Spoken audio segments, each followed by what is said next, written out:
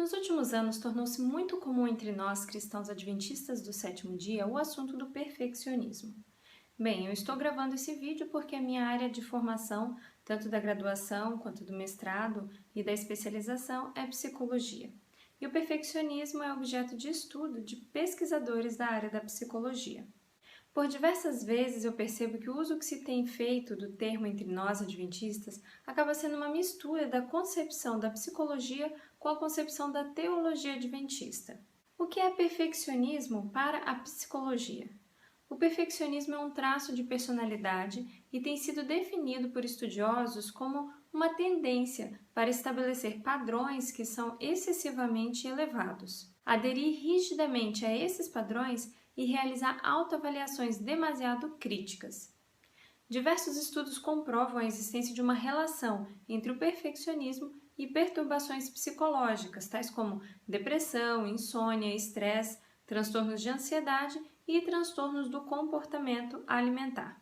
A presença do perfeccionismo em quadros psicopatológicos como esses que eu citei pode contribuir para uma maior severidade dos sintomas, assim como uma evolução mais lenta do tratamento e maior probabilidade de recaídas após o término deste. Para alguns pesquisadores, o perfeccionismo é um traço de personalidade disfuncional e desadaptativo. Já para outros estudiosos, há um perfeccionismo que pode ser considerado normal ou adaptativo. Esse perfeccionismo adaptativo tem a ver com o esforço para atingir padrões razoáveis e realistas e a produção do sentimento de satisfação e o aumento da autoestima ao atingir esses padrões. Alguém com esse tipo de perfeccionismo é capaz de considerar tanto a força quanto a limitação que possui, consegue sentir prazer ao realizar atividades que requerem grande esforço e se sente livre para ser menos preciso de acordo com a situação. Essa é a versão positiva do perfeccionismo. Já o perfeccionismo ruim, que é o perfeccionismo neurótico, está relacionado a uma preocupação excessiva em cometer erros, uma culpabilização incapacitante de si mesmo, autocrítica excessiva, sentimento contínuo de que as expectativas autoimpostas não estão sendo alcançadas e preocupação em desapontar outras pessoas. Esse tipo de perfeccionismo é perturbador e gera sofrimento. Independente do tipo de perfeccionismo, adaptativo ou desadaptativo, o desenvolvimento desse traço de personalidade ocorre por influência de uma série de fatores. Da mesma forma, o reconhecimento da presença desse traço de personalidade requer a avaliação de diversos fatores também. Existe um instrumento psicométrico utilizado para realizar esta avaliação, ele se chama Escala Multidimensional de Perfeccionismo e é composto por um total de 45 itens. Eu estou citando isso apenas para que você perceba que existem critérios para se afirmar que alguém é ou não é perfeccionista segundo a psicologia. Não é simplesmente porque a pessoa é mais atenta a detalhes, tem o desejo de fazer tudo certo ou é mais esforçada em suas atividades do que os demais, que ela é perfeccionista. E ainda que ela seja perfeccionista, isso não é necessariamente um problema, visto que existe uma forma adaptativa do perfeccionismo. Pode inclusive ser uma vantagem, dependendo de como esse perfeccionismo se configure. Existem pessoas famosas a quem você provavelmente admira pela excelência do seu trabalho, que são perfeccionistas adaptativos. Na descrição deste vídeo você encontrará algumas sugestões de leitura que podem lhe ajudar a entender um pouco melhor sobre a perspectiva da psicologia acerca do perfeccionismo. Além do conceito de perfeccionismo adotado pela psicologia, existe um perfeccionismo que não está relacionado a traço de personalidade, mas a uma compreensão equivocada de assuntos como justificação pela fé e santificação. Eu afirmo isso porque uma pessoa que tem o perfeccionismo como traço de personalidade pode não ser um perfeccionista do ponto de vista teológico. Da mesma forma, alguém que seja perfeccionista do ponto de vista teológico não é necessariamente perfeccionista do ponto de vista psicológico. Sobre o perfeccionismo teológico, a irmã White escreveu: os que entraram nesse fanatismo, carne santa, e o mantiveram, fariam muitíssimo melhor em estar empenhados em obra secular, pois devido à sua atitude incoerente, estão desonrando ao Senhor e pondo em perigo o seu povo. Mente, Caráter e Personalidade, volume 1, página 43. No livro Mensagens Escolhidas, volume 2, o terceiro capítulo tem como título A Doutrina da Carne Santa. Sugiro a leitura completa desse capítulo, pois é bastante esclarecedor sobre o assunto. Basicamente, o que os defensores dessa doutrina acreditavam e acreditam, e eu já tive a oportunidade de conversar com um deles, é que é possível nesta vida possuirmos carne santa e, portanto, viver na impossibilidade de pecar. Sobre isso, Ellen White declara: todos podemos agora obter corações puros, mas não é correto pretender nesta vida possuir carne santa. Ser humano algum na Terra tem carne santa. É uma impossibilidade. Mensagens Escolhidas, volume 2, página 32.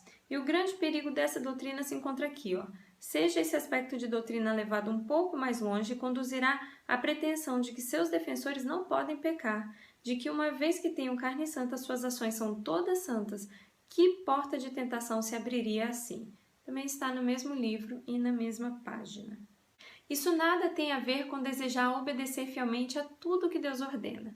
E é aqui que eu percebo que ocorre uma certa confusão em nosso meio. Com frequência, pessoas que procuram obedecer a Deus em todos os aspectos da vida cristã, devolução dos dízimos, doação de ofertas, alimentação, vestuário, recreação, relacionamentos afetivos, são de forma inadequada rotulados de perfeccionistas por irmãos que não compreendem corretamente o que é o perfeccionismo teológico.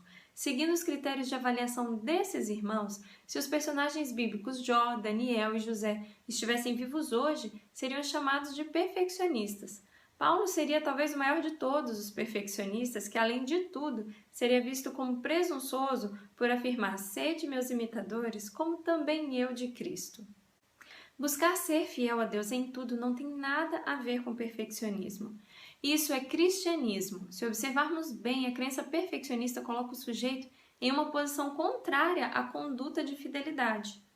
Uma posição que pressupõe que não importa o que ele faça, se ele faz não é pecado, pois ele não pode, no sentido de lhe ser impossível, pecar.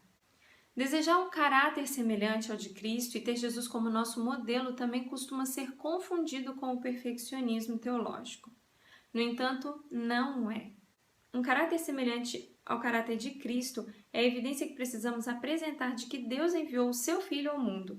Os que professam ser cristãos, mas não fazem como Cristo faria se estivesse em seu lugar, ofendem grandemente a causa de Deus. Eles representam mal o seu Salvador e se mostram sob falsas cores.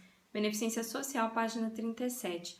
Buscar diariamente desenvolver um caráter semelhante ao de Cristo Jesus é ser cristão e é uma forma de exaltar o sacrifício de Cristo por nós, uma vez que, conforme lemos nessa citação, evidencia ao mundo que Deus enviou o seu Filho. Ellen White escreve também que, se bem que não possamos pretender perfeição na carne, podemos possuir perfeição cristã na alma. Essa perfeição nós devemos buscar continuamente. Sobre perfeccionismo adaptativo, eu gostaria de fazer ainda uma consideração. Apesar de ser um traço de personalidade que traz muitas vantagens para quem o possui, ele não é uma característica que agrada a muitas pessoas. Imagine, por exemplo, dois irmãos de sangue. Um obedece aos pais em tudo e esforça-se dando o seu melhor em tudo que faz. O outro não se sujeita a todas as ordens dos pais e não se preocupa com a excelência daquilo que faz. Para o segundo irmão, o primeiro irmão é um incômodo. Ele é a denúncia viva de sua mediocridade e rebeldia. É natural, então, que este irmão pense que o outro se acha melhor ou quer ser melhor. Esta situação se aplica bem também a quem preza pela fidelidade a Deus em tudo. Temos diferentes exemplos bíblicos disso, a começar pelos primeiros irmãos Caim e Abel. Eu gostaria de convidar você a refletir em algo mais. Quando Jesus dá sua mensagem à Laodiceia, ele não fala do perfeccionismo, ele fala da mornidão. Será que Satanás não tem tido êxito em nosso meio, nos distraindo muito com esse assunto? Enquanto se mantém um certo silêncio acerca de aspectos relativos à mornidão do povo de Deus? E o pior, será que ele não tem tido êxito em fazer com que a mornidão seja chamada por muitos de equilíbrio e o combate a esta mornidão seja confundido com perfeccionismo? Por fim, eu gostaria de recomendar a vocês que leiam o livro Santificação, Fé e Obras e No Deserto da Tentação, todos de Ellen White. Fique com Deus, um abraço e até o próximo vídeo.